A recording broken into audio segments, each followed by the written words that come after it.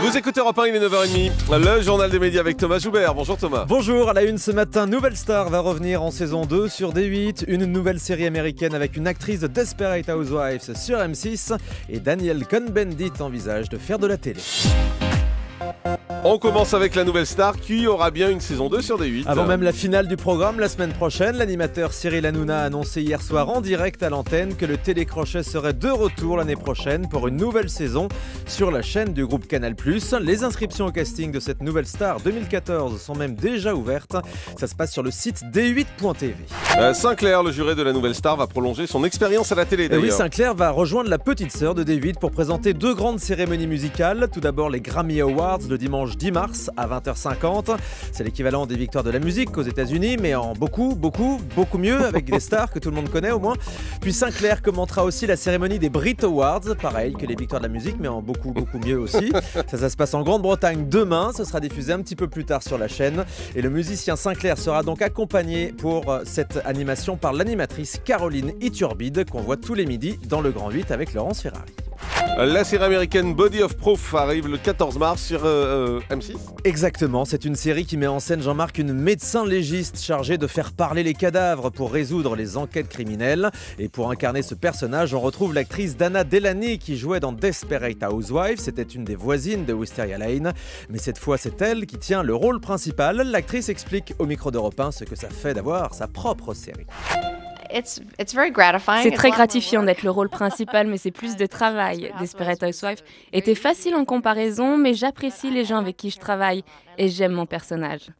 J'aime les gens qui ont des secrets, ces personnes qui montrent quelque chose à l'extérieur, mais qui sont en fait terrifiées et torturées à l'intérieur.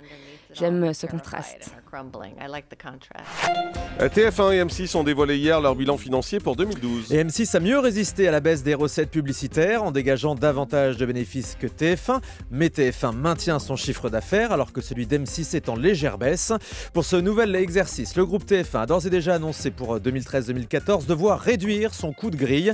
C'est-à-dire qu'il va falloir que les programmes coûtent moins cher, 900 millions d'euros cette année. À titre de comparaison, M6 ne consacre que 350 millions d'euros par an à ses programmes.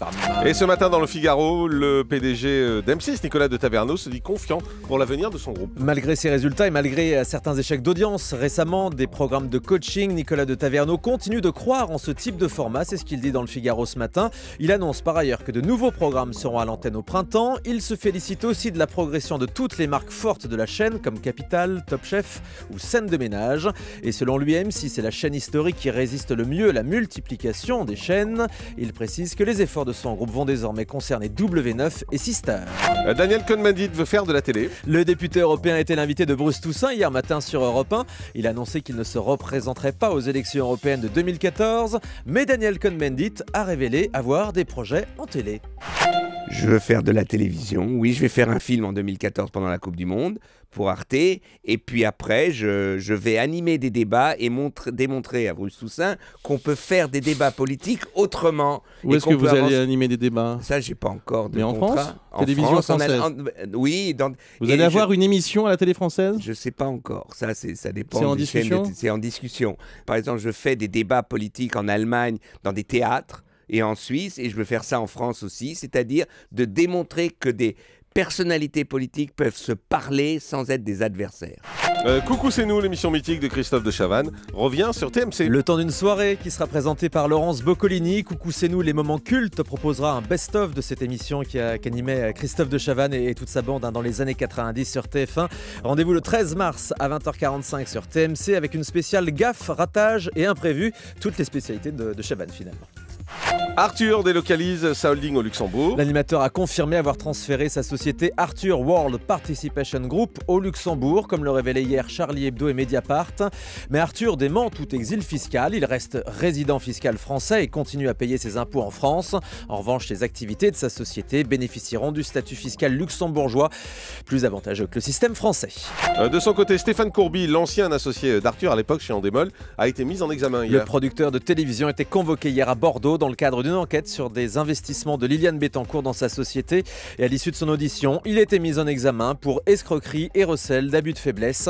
Les avocats de Stéphane Courby ont immédiatement demandé une requête en nullité.